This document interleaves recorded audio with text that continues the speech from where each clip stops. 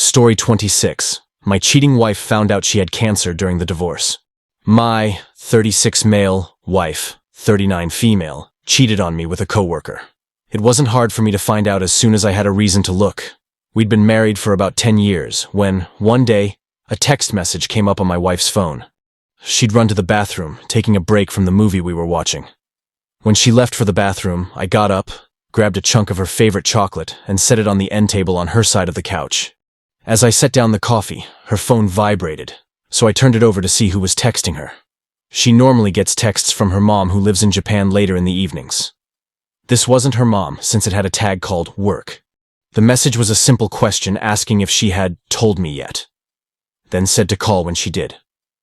As I looked at the message, another appeared that said, "I love you." I set the phone back down and sat, waiting for my wife to get done in the bathroom. I was trying to figure out who would have sent the message when she came out, looked at the chocolate with a big smile, and said, "Thank you." I just told her she got some text messages and should read them. The wife looked down at her phone and picked it up. She unlocked the phone and read the messages, and then I could tell she deleted them. I could see the apprehension on her face as she was deleting the message. She looked up at me and said, "Oh, it's nothing," but kept looking at me. I took a deep breath, let it out, then turned off the TV and walked to the bedroom. A few minutes later, she came in and started trying to talk to me, asking me what was wrong. I looked at her and just said that I had read the messages. She stopped talking at that point and went into the bathroom. A few minutes later, I could hear her crying, so I left her alone. I wanted some space, so I went out and sat on the porch, trying to gather my thoughts. By her reaction, there was obviously something going on. Eventually, she came out of the house and stood next to me for a long time, not saying anything. I finally just asked her how long she had been cheating on me, and she broke down crying again. I let it run its course, and she admitted that the relationship started a few months earlier. She then volunteers that it's someone she met at work, and a friendship just blossomed into more than friendship. I could tell she wasn't done, so I simply asked her what she was supposed to tell me about. She started crying again, so I asked her if she was leaving me. She stood there crying softly until she finally said she was in love with this new guy.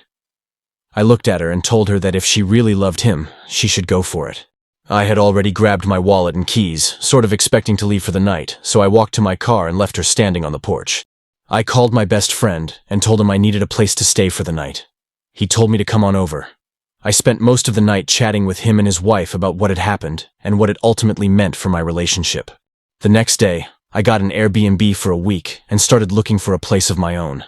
As it turned out, my wife decided to move out of our house to stay with her AP. It only took her a few days to completely move out of my life and into another. I ended up filing for divorce from her a couple of weeks later. It's insane how long it takes to get to see a lawyer and get all this paperwork going. I live in an at-fault state, but filed as irreconcilable differences. I had my wife served at her work by a process server, and it went smoothly. I returned my wedding band to her at the office, as it was a present from her mom. It was a ring that was passed down from her family.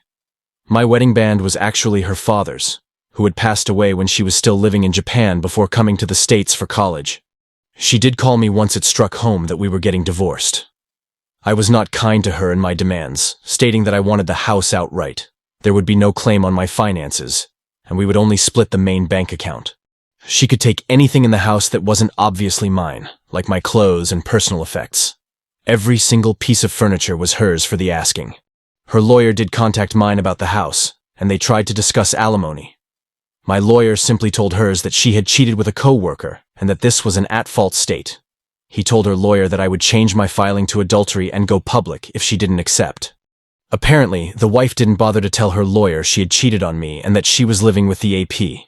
She settled, meaning she accepted my terms, and the divorce was on its way through the court system.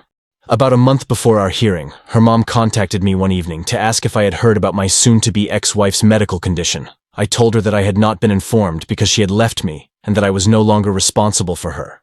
Her mom got angry at me and started yelling at me in Japanese for not caring about my wife. I stopped her mid-tirade, going off on her, asking me if I should care when she cheated on me and left me to live with her affair partner. Her mom was in total shock. Then she whispered into the phone that she had been to see her doctor because she wasn't feeling well. I interrupted her and told her that this was none of my concern and hung up on her. I was not going to allow myself to be drawn into her life and whatever issues she was having. I heard from some friends that my wife ended up going back to Japan for medical treatment. Sometime later, her brother sent me a message that my wife had stage 3 ovarian cancer and was not doing well with the treatment. I asked him what he needed from me, and he asked if I could put aside my feelings and come to Japan to see my wife. I told him she had decided to leave me for another guy and suggested that her AP would be the better person to comfort her. Her brother then told me she had broken off the relationship as soon as I had sent her the ring. Apparently, looking at the ring had some sort of profound impact on her. I apologized to him but informed him I wouldn't be coming to Japan. I offered to talk to my lawyer about delaying the court date until she was well enough to attend. He informed me that she would likely never return to the US as she was ashamed of what had happened. My wife attempted to reach out to me a few more times over the next month, but I never responded. The court date came and went without her attending. The lawyers worked out the details, and the court approved our dissolution of marriage. About a month after that, my ex-brother-in-law sent me a message asking again for me to come to Japan to see my ex-wife. I told him that I wasn't interested in seeing her. He then informed me she was quickly losing the battle, and the doctors felt she didn't have long to live. I almost didn't go, but I felt that I needed to take the high road for the sake of the love we had shared for 10 years. I landed in Tokyo and then took a domestic flight to Osaka, where I met her family at the OIC hospital. I was a bit skeptical about being able to see her since I wasn't family, but her brother pointed out that we may have divorced in the States, but we were still legally married in Japan. I hadn't even considered that my wife had registered the paperwork in her hometown city hall. I was able to see her that same evening and wished I hadn't come. I don't think anyone would ever want to see their spouse in the condition that my ex was in. She was always pretty tiny, being 5 feet tall and 100 pounds at most.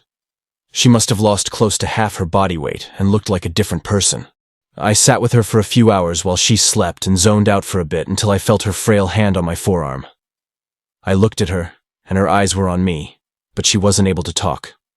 She continued to look at me in quiet for a while, and tears started rolling down her cheeks. I just smiled at her and stayed until I was informed that I needed to leave for the day. I spent the evening in a hotel near the hospital and returned every day for the next week. I would just sit with her and hold her hand until it was time for me to leave. There came a time when the doctors told me that her passing was imminent. I was told that she wasn't expected to last through the night. They allowed me to stay with her that evening.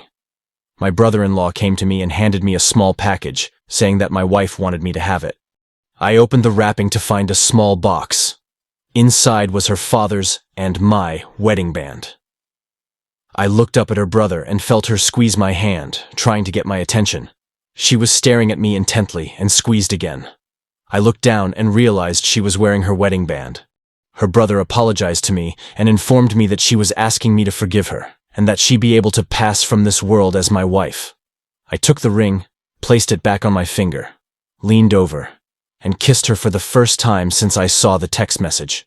My brother-in-law then sent me a link to a video my wife made for me. It was a collage of pictures of us during the good times of our marriage, and it ended with a video recording of her pouring her heart out to me.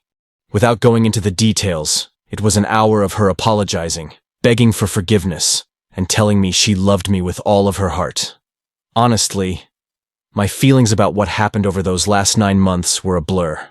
I endured pain, embarrassment, shame, hatred, jealousy, and in the end, love. My wife lost her fight with cancer about an hour later. Even during the worst parts, I still loved my wife. I only post new and unique content. Please like and subscribe.